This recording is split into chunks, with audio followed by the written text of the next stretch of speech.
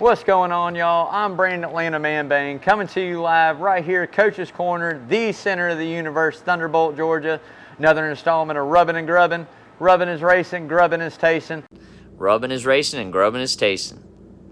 I hope all y'all out there having a great Wednesday night. I'm going to tell you guys right now, it's hotter than two rats screwing in a wool sock out here, man. But we're going to get it going, man. We're going to get right into it. If it's the first time ever tuning in, y'all, you know how we like to start the show. It's what we call the word of the day. So the way this works is every time I say a word, Lawrence is going to throw somewhere up there on the screen. You're going to take a sip of your favorite adult beverage. I always like to say it's age appropriate. School's back in. Hey, man, whatever. It's been in for a month or so. It's Wednesday. If you're under the age of 18 watching, get some sweet tea, Kool-Aid, energy drink. Give it hell on a Wednesday, man. But anyway, this week's word of the day is going to be, I have no idea. It looks like last week's or the week before was going to be Bulldogs, which you already know when I talk about Chase Elliott, my Georgia boy, I always call him the Bulldog. So I'm sure I said that quite a few times. If you played along, I'm sure you had a nice little buzz at the end of the show. But getting right into it, like I said, word of the day today is going to be, I have no idea. Every time I say it, y'all take a sip. Getting right into that NASCAR news, hey man, Austin Dillon did it. Brought home the checkers there at Daytona, locked himself into the playoffs. I'm not going to get too involved in it. I've got a lot more to talk about this later on in the show, but at the end of the day, that 3-car did lock himself into the round of 16 for the 2022 NASCAR playoffs, man. Got the job done. So more big news coming out. Aric Almirola coming back, man. He kind of pulled the Mark Martin on everybody, right? If you guys recall, Mark Martin said, hey, I'm done after this season. I retire. You know, next thing you know, Keselowski's supposed to go to the 5. Martin goes, nah, I'm going to race one more year. History's all, man. Keselowski went on to the 2, won a championship, et cetera, et cetera. Aric Almirola did the same damn thing, y'all. I tell you what, man. And not only that, I think he signed on for multiple year deals, so we don't know if it's 2, 3, who knows. But at the end of the day, man, it's great to see. I mean, a guy, still younger guy, got the drive to want to go ahead and drive. Hey, man, got the sponsorship. He's there. So that closes up that 10 car. So looks like Kyle Busch will not be going over to Stewart-Haas Racing, y'all. Just FYI, if anybody out there is worried about Kyle Busch. But at the end of the day, I think it's great for Aric, great for Stewart-Haas Racing, and I think it's great for the sponsor. So hopefully he has a little bit better season next year than what he did this year. Makes those playoffs. I think that'd be an awesome way to go out if that is going to be a retirement year next year, the year after. But we'll see what he does, man. But big kudos out there, and glad to see Aric coming back next year in that 10 car at Stewart-Haas, man. So, hurt my heart to say this, Greg Ives, man, retiring as a crew chief from Hendrick Motorsports after being 17 years, man, inside the sport. So, something good to be said, man. I tell you what, I know Greg Ives through winning that nationwide, Xfinity championship there with Chase Elliott. I really thought when Elliott came in, that was going to be his crew chief. He was going to carry over and ride it out with him. It isn't how it went. He's been the crew chief of Alex Bowman there for quite some time. Is going to remain at Hendrick Motorsports, just under a different delegated job there. Great mind, great crew chief. I really think he is a bright-minded individual engineer. So to have him there again behind the scenes with the likes of Chad Knaus, Jeff Gordon, Ray Evernham doing some consulting there, and all the other bright minds they have at Hendrick Motorsports. No wonder Hendrick is, pretty much a championship favorite, man. I mean, let's be honest, y'all. I mean, I see a Rick Hendrick car winning the championship again in 2022. Come on, man. I've been calling it. You guys already know what I say. I'm just saying it. But, yeah, glad to see Greg Ives staying on board. Oh, yeah, he does have a shirt. He does have a Rubbin' and Grubbin' shirt. He actually took a picture, took the time out after the Atlanta race there in the spring to take some photos with one of Lawrence's grandchildren, which there again, if anybody goes to NASCAR, I say it all the time, this is the most family-oriented sport there is. You want to talk about up close and personal with somebody you admire, NASCAR is a sport. You get to do that all the time, man. So big shout-out to Greg for that as well, taking the time out for a little young kid to get the picture taken. But he does have a Rubbin' and Grubbin' shirt. So, Greg, hey, if you're watching, if you're listening, throw that thing on there, throw it on Twitter, take a picture, man. Tag us in it, man. We'd love to see you wearing that Rubbin' and Grubbin' shirt. That's awesome, man. But, hey, at the end of the day, like I said, going to stay put at Hendrick. I think that's an awesome deal. Don't ever want to see a guy that's been building an organization like Hendrick leave. He kind of takes secrets with him as much as there's got to be some kind of contract clause of that. But, at the end of the day, I like to keep him in-house, man. So it's good to see Greg at least staying there with the Hendrick Motorsport team, man. So more big news, Daniel Suarez, man, extended his contract there at Trackhouse, which rightfully so. I mean, I think he's had a career year driving that 99 for, Mark's and Pitbull-owned team there at Trackhouse. We've kind of spotlight was kind of stolen away a little bit from him with Ross Chastain and the wins he had in just the overall season that one camp has had. But Daniel definitely is showing what he's able to do in really good equipment. You know, kind of struggled there in the early years there at Joe Gibbs. We saw a lot of drivers do it. I mean, Joey Logano did the same thing when he was at Gibbs, and it took him going over to Penske to finally start finding his own and getting those wins and championships. So I think Daniel's in a really good place. I think that he's going to build momentum. I think next year you're going to see him be a little bit better than what he was this year, especially with everything we learned with the next-gen car. And it just looks like you have two owners that are in it to win it. They're willing to pump the money in and buy the engineers and get the shop the way it needs to be and stay on top of the ball to keep progressing with the sport. So it's something I love. But he did sign that extension, so there again, another car off the table for Kyle Busch to go to. 99 is not going to be there any longer, y'all.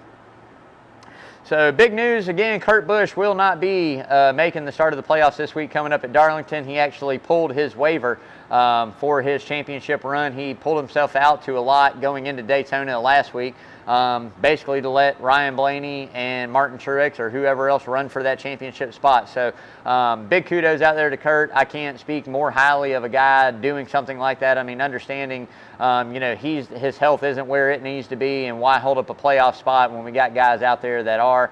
And that just speaks volumes on, one, the progression that Kurt Busch has made as a driver and a human being. I can tell you 20 years ago when he came in the sport, there would have been none of that. I promise you that. Kurt was all about himself. So at the end of the day, to watch where he's grown inside the sport and how he carries himself and just the respect he has for NASCAR in general, got to give Kurt Busch a big shout out and pat on the back out there too, man. So hope you get better, bro. Don't really know if we're going to see you next year. I would hope you come back, but if you decide to retire health-wise, it's been a great run and definitely Hall of Fame candidate, first ballot. I mean, he's got to get in first ballot. I mean, he's won so many different manufacturers, a champion, so many races, just all the things he's done in the sport. So definitely a first ballot Hall of Famer in my eyes anyways. But Kurt, get better, brother. Hope to see you back. But speaking of that 45 scene, we got some more big news to talk about, and it's really breaking. It came out pretty much this afternoon. Bubba Wallace got a number change, man. Bubba Wallace will drive the number 45 for the remainder of the season, so 2311 can compete for an owner championship. Bubba will not take the place of being able to compete for that driver's championship. That's all based off driver's points. But he will be able to compete to get an owner championship. So the crew is going to stay the same. Crew chiefs are all the same. Him and Booty are all going over to the 45. Basically, the only thing changing is the number. Ty Gibbs is going to continue to run, but he's going to be running that 23. I tell you what, it's going to be big news, man. We'll see if Bubba, what he can do. I mean, when they start this weekend at Darlington, I think in ownership points, he's only 33 points behind Chase Elliott. That's a little bit of a different point system than what you see in the drivers. But at the end of the day, hey, man, some good runs. Bubba could go out there and you know, get some money, maybe win an owner's championship. Who knows, man? We'll see. But you know, just tells you, I think, the orientation of team that they have over at 2311 is doing something like that. A lot of guys wouldn't want to switch their number. I mean, that's kind of your mainstay in the sport forever, right? Like anytime a driver changes numbers, it's really hurtful. You got to go out and buy all new gear, or you got to go out and you know, switch teams or whatever it may be. I had to do it with Elliott from the 24 to the 9. Thankfully, it wasn't that long, so I didn't accumulate that much stuff.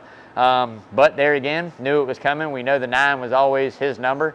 So we just got to go roll with the punches. But at the end of the day, big kudos, big shout out there to 2311 and Bubba, man. Good luck to you, brother. Hope the best for you, man.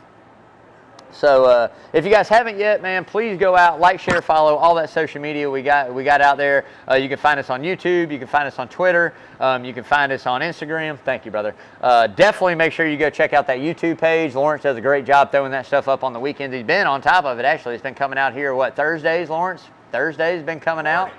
Morning, yeah, at that, man. So I've really got a kick out of watching that.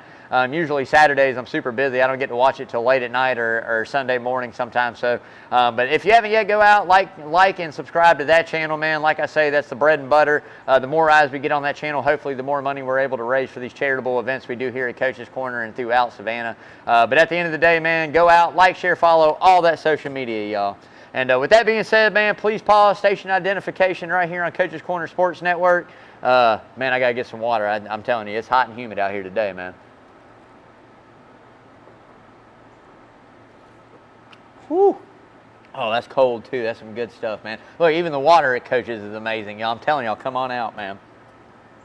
So, hey, some more big news, man. Denny blames NASCAR for the big one of the big ones, I guess. We're going to talk more about Daytona in a bit. That happened at Daytona. Multiple drivers complained about it raining before that big wreck happened, before we went to the rain delay. There's actually some in-car video of some sprinkles on some windshields and on some cars. So did NASCAR drop the ball? Look, it's NASCAR sandbox, man. They're going to make the calls accordingly, and it's kind of a judgment call. I mean, we're all humans. It's kind of like calling balls and strikes in baseball, right? We know there's a zone. We know that this and this is where strikes are supposed to be, but you have umps that call them a little high or a little low or a little inside or a little outside. Same type thing in NASCAR, man. I think NASCAR thought maybe, hey, we could get this lap in. We'll see what the rain does. Unfortunately, it came one lap too late. A lot of really good race cars got tangled up in that mayhem. I hate it. I've got more on it. I mean, there again, it's part of it. NASCAR was probably a little bit late. I think, we can't hold them responsible to go, well, if there's rain in the area, we can't race. I mean, this race was already postponed. Yeah, we could have held off probably till Sunday night and rained at Sunday night. I don't know how hard it rained in Daytona, but Daytona being a beach town and being from a beach town, these things happen really quick, man. Especially in Florida, they happen even faster than they do here. I mean, showers just pop up. 1 minute looks good, next minute, wham, bam, you got rain. So I go 50-50. I think NASCAR probably could have called it a little bit earlier with the spotters and everybody else they have around the track and different segments of the track. They probably could have called it a little earlier, but at the end of the day, I'm not going to blame them fully for what happened. That's just guys doing what they do and this style of racing, so it's the nature of the beast. But at the end of the day, they probably could have done it a little early. I'm not going to hold them 100% responsible, but it is what it is. We're going to, take those mangled race cars, salvage what we can, and go on to Darlington. That's just part of it, so it is what it is, man. But here's a good one. I saw this in the news, I think this week or maybe it was last week, but former CEO NASCAR Brian France opened his own chicken sandwich chain out in Charlotte, North Carolina, which is going to be good. I mean, he's switching his MO. If you guys don't know, he caught a DUI, he caught a Dewey, being under the influence. I don't remember if it was alcohol and he had prescription drugs or if it was under the influence of prescription drugs. But either way, he got a DUI, kind of stepped down from that lead CEO of NASCAR, kind of taking that new adventure into selling chicken sandwiches. So I hope the best for him. But one thing I can guarantee you guys, there is one thing. I guarantee you, if you go to this chicken shop, they probably have the best drunken chicken sandwich you ever had in your life. Guarantee you on that. You heard it here first, Rubbin' and Grubbin'. The field is set for the 2022 playoffs, and Martin Truex Jr. is out, man. And I hate to say it, you guys heard me rant and rave about it quite a few times. I'm going to do it a little bit more right now. It is time for NASCAR to change the win and you're in system. This system, the sport has outgrown. The equality of the sport now has outgrown that. And even then, to award a win, to lock into a playoff is just kind of absurd to me. I mean, when you go back and you look at Martin Truex Jr. and what he did all season long, maintaining the top 6 to 7 in points all season long, and then not make the playoffs. I think it's a travesty, man. I really do. I think that we award too much for a win, and here's some examples. And I'm not taking anything away from any of these race car drivers or race teams. They won a race. They did what they had to do to, get themselves into the playoffs by this point system. But number one on the list, Austin Cindric. I mean, won the very first race of the year, Daytona 500. If you go back and look at the rest of the season, has not run really well, has not contended, had a lot of DNFs, probably 3 to 4 top 10s, maybe more. I don't know. I hadn't really looked, but guarantee it's not as good as Truex. So that's number one on the list because you won a race, the Daytona 500, the first race of the year you're in. That's just disheartening to me. Number two on that list, Chase Briscoe, another guy, maybe a little bit better than Austin Cindric, has that one win, but at the end of the day, there again, has not proven to me that he is a top 10 race car driver in the sport. 16, okay, cool, but to knock Martin Truex out, not in my book, man. That's kind of a travesty there again. 3, Austin Dillon. And people, I even read it. I saw it. Yeah, he won. He won Daytona to lock himself in. Awesome, man. More top 10s than, Martin Truex Jr. throughout the season. More whatever. Guaranteed more DNS. Not as consistent. Not as good. Not as high in those driver points. Otherwise, he would have been above them, man. So, like I said, if Truex would have won a race 4 weeks ago, he would have been sitting 3, 4, 5. Same thing with Harvick. When you look at the driver's points when Harvick won, he leapfrogged all those guys because he had more driver's points, more consistency throughout the thing. So at the end of the day for me, NASCAR has got to take this win in your in system. They still can award for the win. I've said it, and I think it needs to be awarded when the playoffs start. Not during the regular season, but when the playoffs start, man. Hey, for every win, you get 10 points. For however many points, whatever they want to do. But during the regular season, it shouldn't be a you're winning, you're in if you're inside the top 30, because we have guys like Martin Truex Jr., who I would much rather see, in my personal opinion, than an Austin Dillon, then a Chase Briscoe, then an Austin Cindric to run for a championship. And I know there's going to be a lot of people out there to go, well, this is why we brought the win in your in system. It's for that underdog, the lucky guy that goes out and wins the race to run for a championship. All right, that's all said and done. Now, I've got it written down. I've got a special show coming up next week, and we're going to talk about things like this more next week. So I'm not going to get into it too much. But at the end of the day, I would much rather see a Martin Truex Jr., a past champion in the sport, that's going to go out there and give a fight and have the equipment to go out and run with the big dogs week in and week out than I would some of the guys that made the playoffs. I'm happy for him. I think it's great. It's going to cap off a great 2022 season for him. But at the end of the day, in my eyes, I would rather see that 19 out there contending for a championship, man. So getting right into my favorite segment, man, the checkered flag for charity. I tell you guys what, if it's the first time tuning in, John and Adele Henderson at Coach's Corner give me the honor of either representing a charity that we've chosen to represent on our shows, or for one myself. And this year I did one for myself. It is a personal friend of my family. We're raising money for Payson Thompson's educational fund. She's a student out here at St. Andrews on the island. She lost her mother earlier in the year to health issues. Her mom was a really good friend of mine and my wife's and my family in general, and a lot of people on the island and throughout the Savannah area. So I've been blessed by John and Adele Henderson, able to raise money for her. Man, we're sitting really good. We're at like right around $3,000 right now, having to put some money into an event we have coming up, which I got to let all you guys know, October 15th, right here at Coach's Corner. It is Coaches Presents the first annual Rubbin' and Grubbin' Burnout Barbecue Contest, man. It is starts at 9, ends at 6. It's a 3-category barbecue contest. We do chicken, we do ribs, and we do any other pork item out there outside of ribs. Pays cash money out to those 3 and what we like to call the pit master. It's all on a point system. So if you guys are watching, if you're interested, know anybody that loves to barbecue, it's a great way to come out for a great cause that all stays local. It's $100 to enter. Like I said, half of that goes to the payout for the contestants. Half of it goes to the charity or the fund that we're doing. So make sure you guys come out and check that out. We're going to have a lot of raffles. I got a 50-50 raffle we're doing now. It's $50 a ticket. I got 100 of them, so hopefully we sell all 100. Hey, man, you could bring home $2,500 off a $50 bill. But all the proceeds from this raffles, everything we do goes to help Payson Thompson. So, like I said, October 15th, right here at Coach's Corner, 9 to 6. If you're wanting to cook in it, I'll be here at 7. It opens for contestants at 7. But like I said, 9 o'clock is when we start. The first judging will be at 12. Second will be at 3. The final will be at 5. We got a cooler full of joy, 50-50 raffle. We got businesses giving away, raffling off a bunch of stuff. All kinds of stuff going on, man. So make sure you guys come up. Like I said, October 15th, right here at Coach's Corner, the center of the universe, man.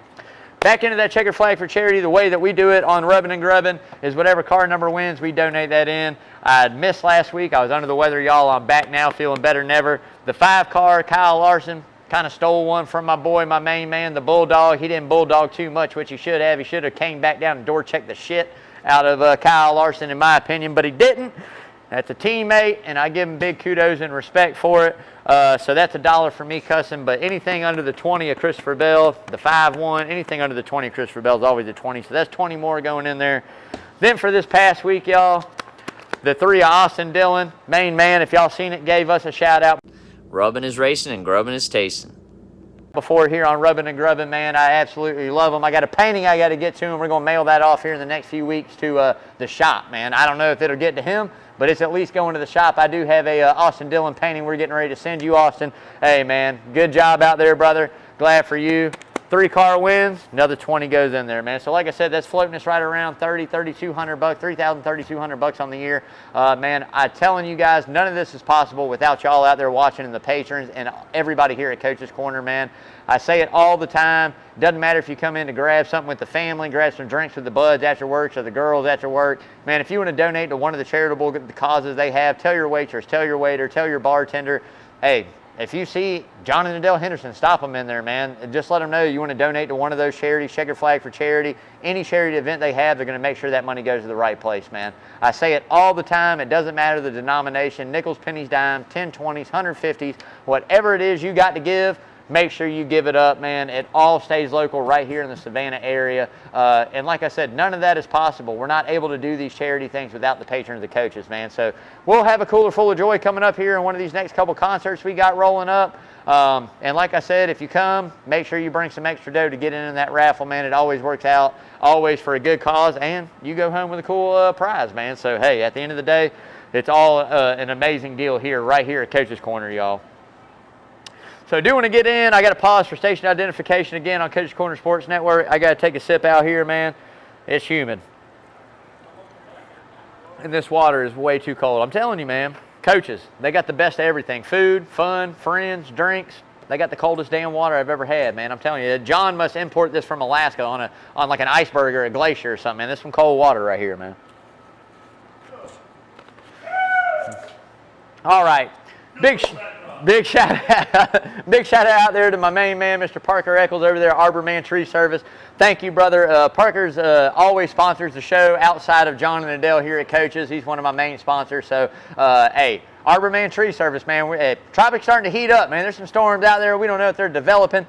15th, I think September 15th, the peak of hurricane season. They're still predicting it to be an above average. I don't know what they're looking at, but whatever. They know more than I do, man. I just know how to walk outside, stick my finger in the air, wind's blowing, it's sunny, it's cloudy, is it raining? But at the end of the day, I guess things are going to start heating up. So what a better time now than to give Parker a call over there, Arbor Man Tree Service, man. Come out. If you don't know what you need done, he's always going to give you a good estimate, man. If you're not sure, he'll tell you, hey, do this. You're good on this, man. Like I say all the time, tree trimming, cutting those limbs back, stump grinding, full tree removal, anything you need, Parker got you covered as far as when it comes to trees, man. So there again, you'll see that number scrolling on the top or bottom. I don't know where Lawrence got it at tonight, but you're going to see that number for Arbor Man Tree Service scrolling. Make sure you give Parker a call. Tell him you heard about us here on Rubbin' and Grubbin'. He might even knock a little something off for you, man. I don't know if he will or not. He's about his money, but at the end of the day, man, he's also about rubbing and grubbing and the coach's family, man. So, like I say, make sure you give him a call, man. As I always say, no job too big, too small, no tree too tall. Give Parker a call, man. Love you, brother. I know he'll be here on the 15th. I'll see you then, but I'm going to call you before then, man, and get with you, man. Love you, dude. But moving right into the Who's Hot and Who's Not. That's sponsored by Arbor Man Tree Service. Hey, man, I'm telling you right now, number one, we're going to start it out with the Who's Hot. Chase Elliott got to stay. Come on, man. The Bulldog is going to be number one, not only because my Bulldog is getting ready to go in here to Atlanta and whoop these shit out of Oregon and Dan Lanning. I'm going to tell you right now, the Bulldog is going to get it done at Darlington, man. I hope he goes out and gets a win, but I've been saying it since about the 5th weekend of the season. Consistency, the drive that this team has, and the camaraderie in that 9 camp, there's not another team on the circuit that strives the way they do. They fight back from adversity, bad pit stops, bad races, bad starts, stuff that happens on the track. They always find a way to come back and get a good finish, man. Didn't happen so much at Daytona. That's just kind of the nature of the beast. But at the end of the day, when you're talking who's the king of the mountain, it's Chase the Bulldog Elliott right now, man. Until somebody takes that crown, he's going to stay number one. Hey, Joey Logano in a Ford blue oval. Lawrence to be proud of this. I really don't throw too many Fords on here very often, man. But Joey Logano is going to make the hot list, man. And I tell you why. This guy, is on the cold. He was on the not list, a cold streak for quite some time there over the summer. Pretty much after he won there at Worldwide Technologies in St. Louis. Kind of went cold, man. But over the last few weeks, been trending on the up. Got some top 10 finishes. Really good runs, led some laps. Coming back into a place that, there again, earlier in the spring, absolutely dominated it, man. I mean, when you go and look at it, the 22 led a lot of laps, fought back hard there against William Byron, kind of punted him for that win.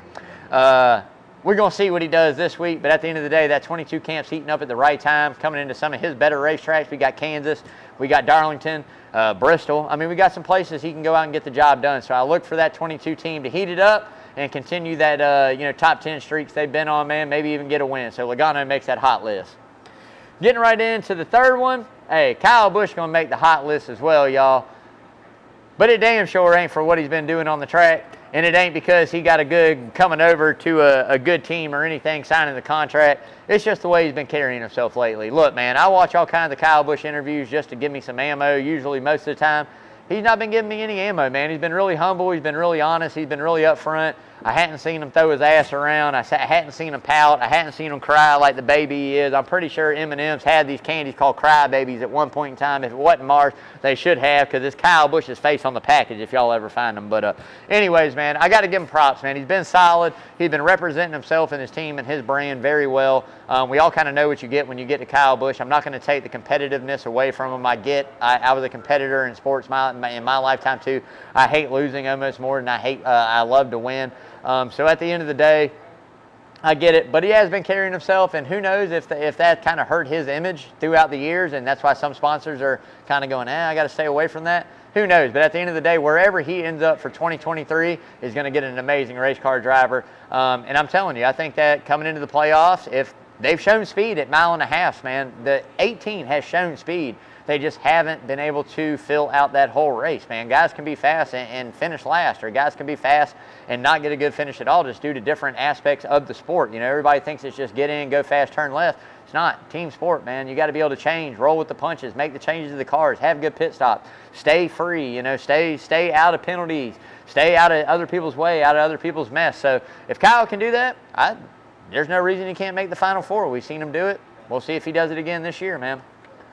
So now we're going to get right into the who's not, man. And the number one thing, you heard me talk about it a little bit earlier, is the point system, man. Point system's got to go, y'all. We can't have this win and end point system any longer in NASCAR. The cars are too equal. The next-gen car has brought the field tighter together. I think this year is a prime example of it. 15 different winners, 16 guys in the playoffs. Look, man, we got to award for the win. Don't get me wrong. We have to have the points for the win. You've got to be awarded something for that win. Otherwise, it really doesn't matter if you win or finish second, right?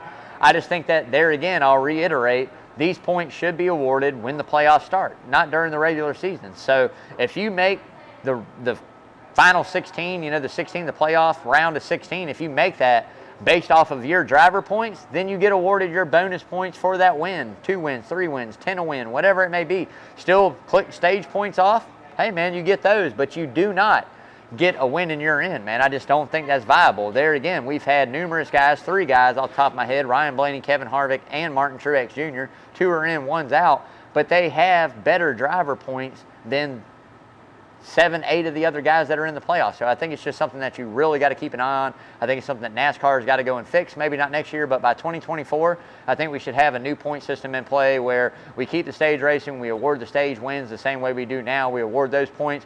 We award points for a win, but it doesn't start until the playoffs. And you make those playoffs by the top 16 in driver points, regardless. I don't care if a guy's got 4 wins and 19 DNFs and doesn't make the top 16. That's just the way the cookie crumbles, man. So we'll see what they do and if they do anything. But in my opinion, it's time for a change on that. So what else is on the not list? Man, this is part of it. I'm not going to get into it too much. The race at Daytona. Look, I usually don't bash racetracks or races. I enjoy all of them. I enjoy Daytona. Everyone brings a different aspect, a different thing that they do. But at the end of the day, that was the second worst race I've seen all season long behind Martinsville. I'm going to leave it there. I'm not going to talk any more about it until we get later in the show. Second worst race of the year behind Martinsville. And that's something to be said for it being Daytona. So getting right into that Daytona recap, man, that wraps it up for the who's hot and who not. We're going to recap Daytona real quick, but before I do, we're going to pause one more time, give a big shout out there to my sponsors, Coach's Corner, Lamar's Body Shop, and Arbor Man Tree Service. Pause while we identify Coach's Corner Sports Network right here, y'all, Thunderbolt, Georgia.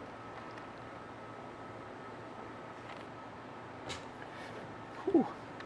All right, man, getting into that Daytona recap. Look, y'all, I told you, after a wet track, a postponement for a day, and Austin Dillon coming back to go ahead and get the checkers, man, we had a wet and wild one there in Daytona. Like I said, the 3 camp comes home with the checker flag. They got the trophy, but it did not come without some controversy and some ish, man. I tell you what, just a wild, wild race there. A lot of good race cars banged up, tore up, did not finish that race. You know, there again, I think it's good for the sport in a way, but it's bad. We're going to talk about more of that in a bit. But Austin Dillon did get the checkered flag, did lock himself into the round of 16 for those playoffs. So big kudos out of the 3 camp, man.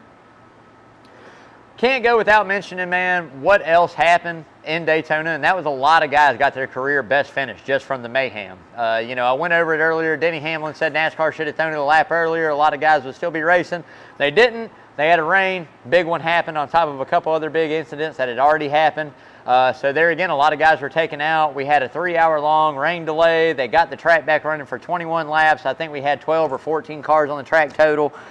These are just, there again, we're adding up things. But I do got to give a big shout out there to these guys that got their best, if not, could be their possibly career best finishes out of a lot of drivers and teams. But a lot of small teams went on to get top 5 and top 10s, man. BJ McLeod, Landon Castle, Noah Gregson, David Reagan, and Cody Ware all recorded top 10 finishes, some of them in the top 5, man. So, I mean, big kudos to them, big pat on the back, big payday for those small underfunded teams.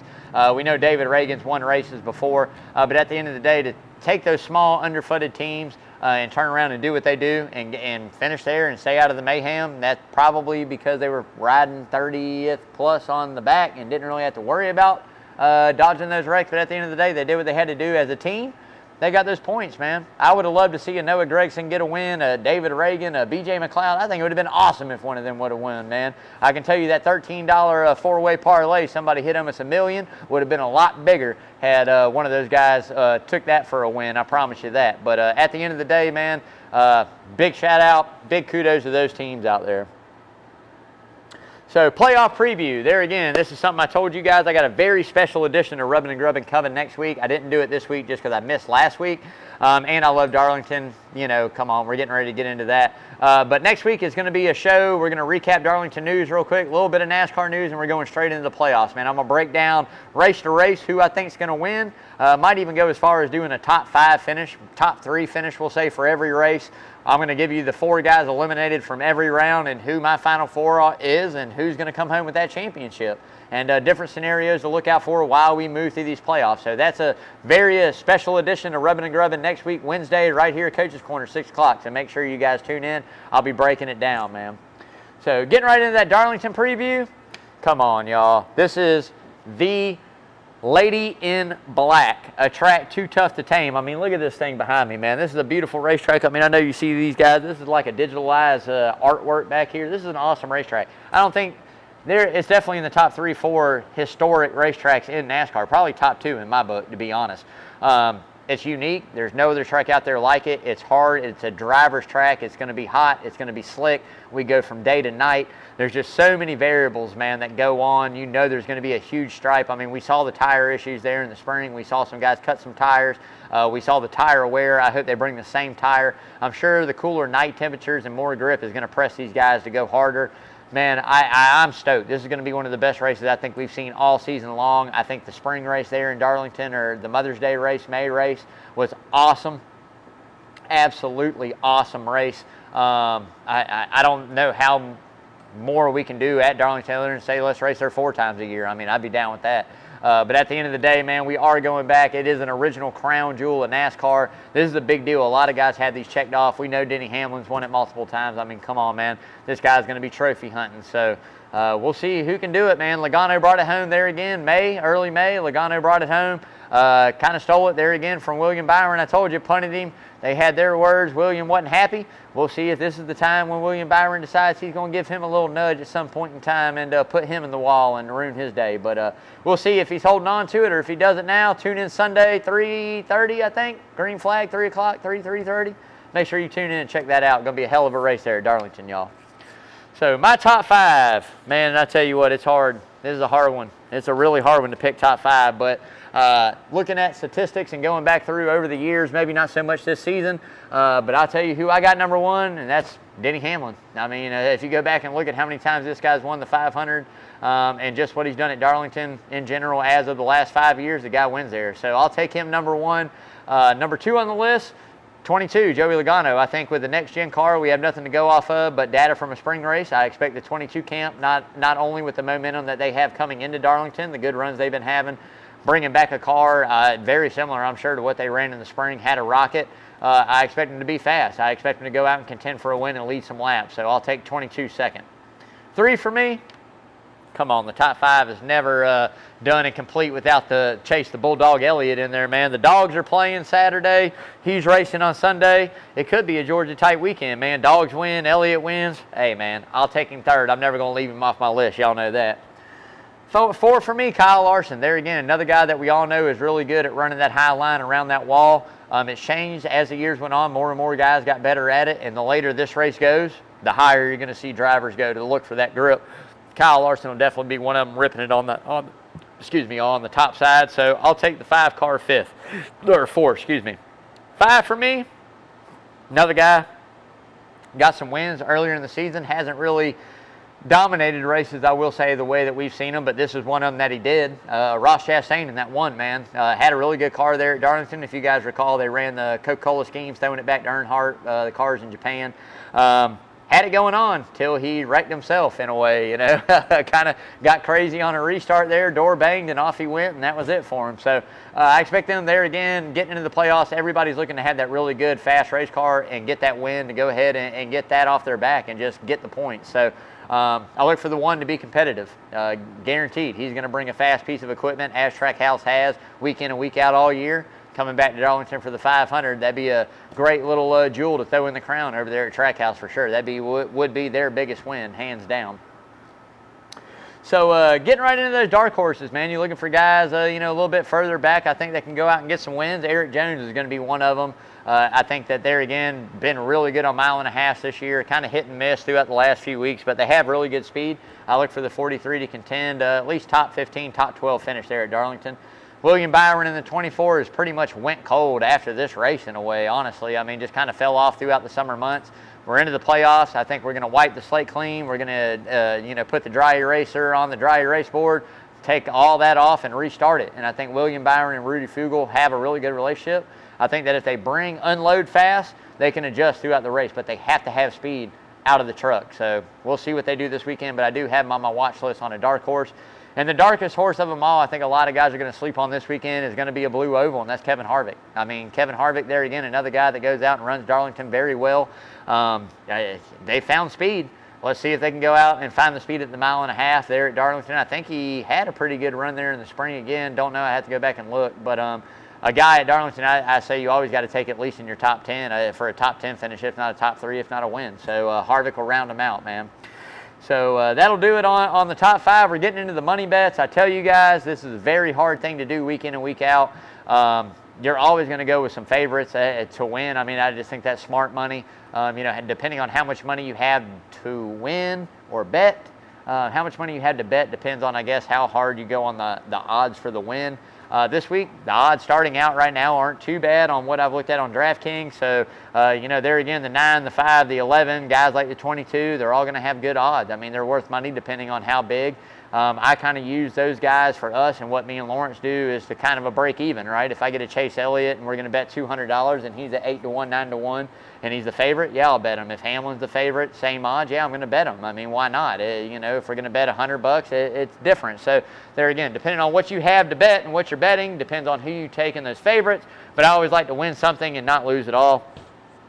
So we will be taking at least 1 or 2 of those favorites. I think there's a little bit further value back. Like I said, again, the guys like Kevin Harvick, guys like Martin Truex Jr., guys like Christopher Bell. There again, hot, consistent into the summer, bring fast race cars, Kyle Busch. Those are all guys I think you consistently have to look out for, like a mid-pack bet, a little bit better odds than the favorites. And then you get into, some guys that get some top 3s. And I'm kind of undecided on that. I mean, it's really hard, especially at Darlington, to pick these guys because we're getting down a little bit lower into equipment or inexperienced drivers.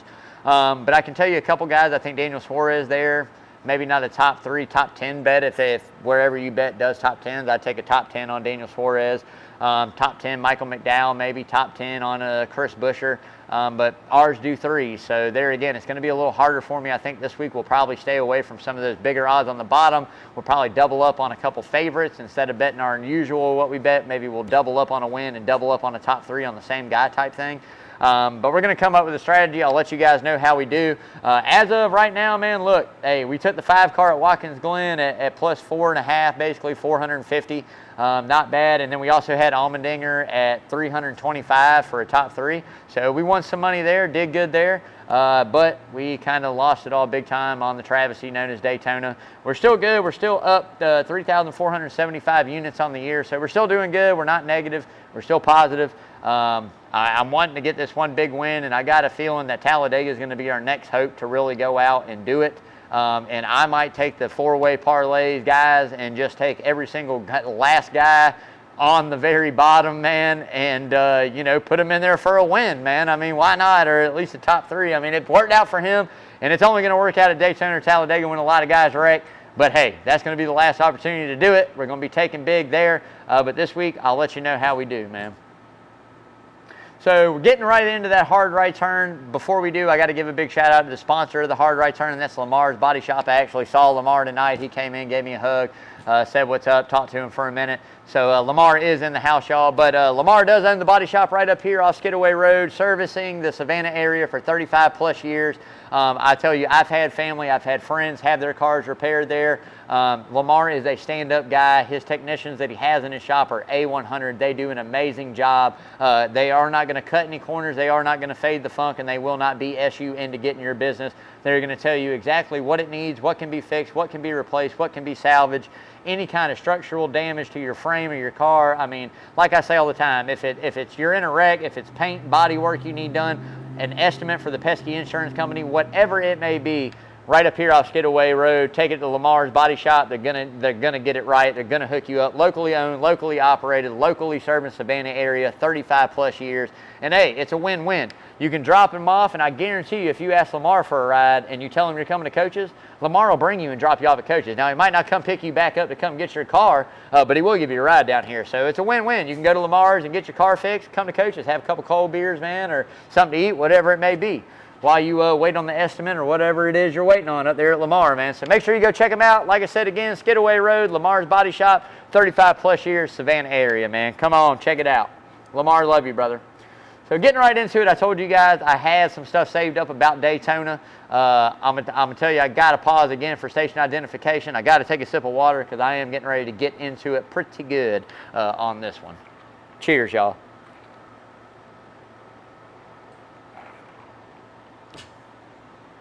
All right, man. Daytona, and being the regular season finale and all that comes with it, is what's on the hard right turn. Now, I want you guys to see my eyes when I talk about this, because it's very clearly a travesty of what happened to the sport, y'all. Okay, I promise you. I love Daytona, do not get me wrong. I love super speedway racing. I mean, my home track, Atlanta, has turned into a super speedway, right? It's a little bit different than what we see at Talladega and Daytona. But at the end of the day, it's all the same game. It's all the same type style of racing. Now, the one thing I'm going to say is I do not like Daytona being a regular season cutoff for the playoffs. I just don't. I think there again, there's too many guys, too many variables that are out of the driver's hands. I think that NASCAR would do way better of finding a track that 16 guys or however many guys are left to compete for that playoff spot can go and race hard as a team and race to win. They are racing at Daytona, don't get me wrong. It's a totally different style there. We're going to stay bunched up. We're going to stay in 2 lines, sometimes 3.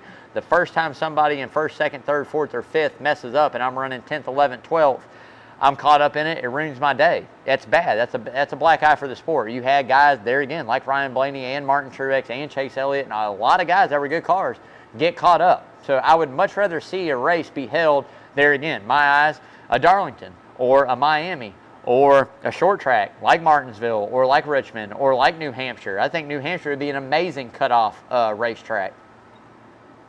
So many other tracks that we can do instead of balling all these guys up and bundling them up and waiting, because honestly, all the fans are waiting for is the carnage. And then you wait until the last lap or the last 2 laps for the moves to happen. So for me, there again, in my opinion, I just think it's something that we got to take a look at on the schedule to move around. Daytona does not need to be the final race, the cutoff race. It does not need to be somewhere we race for the Final Four of a championship. It does not need to have any kind of implemency or connection to what happens in the championship, just for the simple fact of it's out of their hands. We're not seeing race car drivers race their best and drive their best. We're watching them race and get caught up in messes and then wreck out and go, okay, well, my day's done, and hopefully I make championship. Hopefully I come back and get them. So something they got to look at. That's number 1. Number 2 on the list is weather.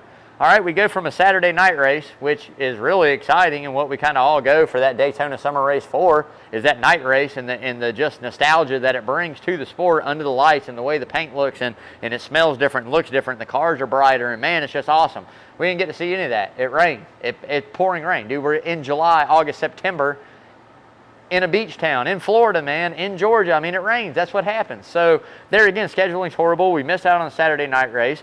We go to a Sunday day race at 10 a.m. Had to drive the track. End of the race, we had to stop for a 3-hour rain delay for 21 laps for it all to be rain again between 14 cars, which 9 of them, no offense y'all, nobody really wanted to see even race. I could really care less if you win or not, because everybody else that you would actually be racing for a win is done. They've already been wrecked out or got caught up. So I'm not taking anything away from the teams or the drivers. Don't get me wrong, right place, right time. I'm just saying the quality of the race, the quality slacked horribly on Sunday because of the accidents, because of the weather, because of the style of racing we see at Daytona, and because it's the regular season cutoff race. So I think it's something NASCAR's got to get it right. I think it's something they got to change. I do not want to see multiple more years of us going to Daytona and people that are racing for the 16. You know, this year we had 1 spot. Who's not to say in years to come we'll have 5 spots? And what happens when all 5 of those guys get wrecked out and, you know, they're sitting there watching other guys perform to see who makes it and who doesn't? I don't think that's right. And that can happen anywhere, don't get me wrong. It's just a higher probability to happen at Daytona, Talladega, and Atlanta.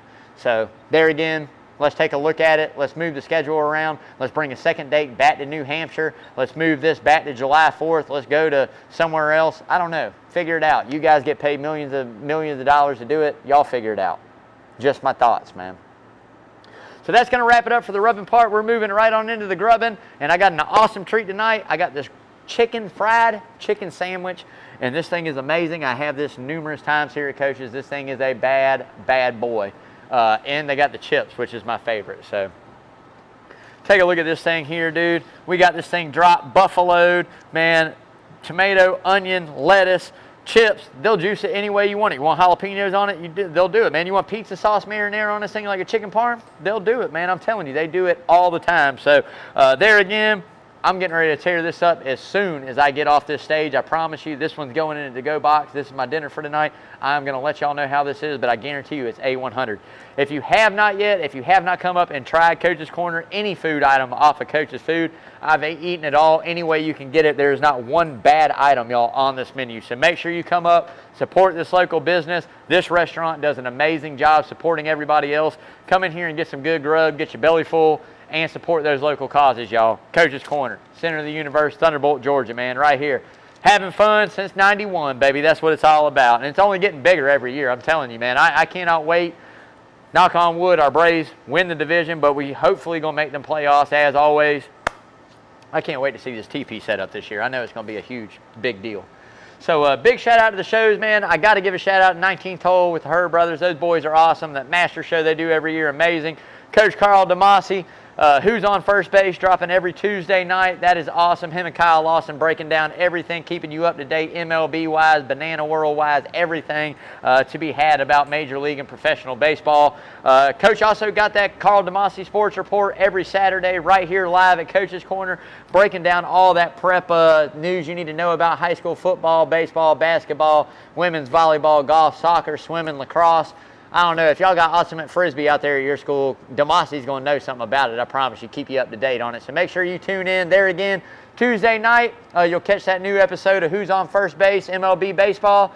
Every Saturday, you can tune in and catch Carl DeMasi Sports Prep Report right here on Coach's Corner Sports Network, y'all. Got to give another big shout out there to my main man, Travis Judon over there at Hot Grits. Hey, brother, thanks for having me on a couple weeks ago. Really enjoyed that. Got to do it again soon and shoot the ish some more about some other sports outside of NASCAR and what's going on, man. But you can get Hot Grits. You can stream that anywhere you stream your podcast. Every single Tuesday, Travis drops that new episode. Don't know. I hadn't listened to this week's episode yet. I don't know. I know it's dropped. I hadn't listened to it. Lawrence said it's awesome. He has. Probably going to do that here later on tonight while I'm hanging out. But Travis doing a great job out there, brother, man. And anytime you need me, I'm here for you, brother. Call me. But that's Hot Grits. Stream it anywhere you stream your normal podcast, man. I'm telling you, great show they put on, man. So there again, I want to thank John and Adele Henderson and all the patrons and partner here at Coach's Corner for everything they allow me to do, man. I'm telling you guys, there's not two people in this world that have bigger hearts than John and Adele. They opened those doors during the pandemic. They opened this door for any cause of anything local here in Savannah, man. They give it 100%. They hype their staff up. Their staff is the same way. Man, they are all involved of all these causes charity-wise that we do here at Coach's Corner. On top of that, anything and everything that goes on to help the community, John and Adele do right here at Coach's, y'all. So got to give them a big shout out before I get out of here. You guys might have already heard the news on the streets out there, man. ESPN 104.3 Coastal has been sold, y'all, which is the travesty of the Savannah listening area. I tell you what, between 3 and Out and Second Down and Back Nine Boys and Green White Checkered, so many good quality sports talk shows have come off of that channel over the last 10 years, 12 years, 8 years, 3 years. So we'll let you guys know, as of right now, 104.3, of course, they're in the middle of getting all that sold. There will not be any Green White Checker going on as of right now. I'm waiting to talk to PJ to find out the future of it, to find out where we're headed from here. But I do want to give a big round of applause and a big thanks to everybody out there at 104.3 ESPN who had me on Green White Checkered, who does everything that they have done up here at Coach's Corner for multiple years. Sponsorship of different events, different things that they've done. Hopefully the new ownership kind of picks up where they left off and sees what Coaches does for the community, hops on board and sees what a lot of these shows mean to the community, and kind of keeps some of them on. I really hope they do. Maybe if we rename them for their programming purposes, or if they're going to syndicate and carry some of their shows from other listening areas, that's yet to be seen. But at the end of the day, I do have to say a big thanks to everybody involved on the Green White Checkered for permission to, one, even start it, and two, PJ Zuko, man, thank you, brother, for having me be a part of that for the last few years. I enjoy it every single Sunday. It was the highlight of a Sunday, man. I look forward to waking up in the morning and doing that with you, doing the show and talking NASCAR with you. You got a love for it like I do, brother. So hopefully I get you up here, man, on Wednesdays. If you're free, you're more than welcome to come on Rubbing and Grubbing anytime. You know that, brother. But I just wanted to go on and tell everybody out there at 104.3 and PJ specifically, thank you for everything you've done for me personally, everything you do for Coach's Corner, and hopefully everything works out to where we keep some of these local shows on the air and local, man. But love all you guys, and thanks again for everything you've done. But hope everybody has a great Wednesday night. I can't wait to get to Darlington, getting back to that lady in black. The track, Too Tough to Tame, 3 o'clock Sunday. Coverage will start. Make sure you tune in, catch that race. If you don't, you're going to miss a great one, man. Soundgarden, what we got? Anything in the Soundgarden this weekend? Not this weekend, next weekend. Oh, yeah, dogs are taking it over for that Oregon game, baby. That's what I'm talking about. Hey, if I wasn't working, I'd be here giving it hell. I promise you that. But the dogs taking over the big Soundgarden TV. So if you hadn't yet, make sure you come out and check out the Soundgarden. Won't be live music, but it's going to be one of the biggest screens you're going to see the dogs on all of Saturday night. Outside probably the Jumbotron inside Mercedes-Benz. I don't know. John's got his Jumbotron out here, man. We got to live in. This is the Coachestron, y'all. The Coachetron out here, man. So make sure you come check that out. Going to be streaming that college football all the way up to that Dogs game. There's, let's see, 1, 2, 3, 4, 5, 6, 7, 8, 9, 10 other TVs out here. I'm telling you guys, man, it's going to be large in charge right here, Soundgarden, Coach's Corner, Thunderbolt, Georgia, y'all. But, hey, man, I'm getting out of here. I'm going to go in here and see how I did on our game of skill on my NASCAR stuff. I hope everybody has a great Wednesday. Like I say all the time, hug your loved ones. Tomorrow's not given, y'all. Stay safe. Enjoy out there. Hey, and until next time, as always, bam, wash your hands, y'all. Love you. All right. Good show there, baby.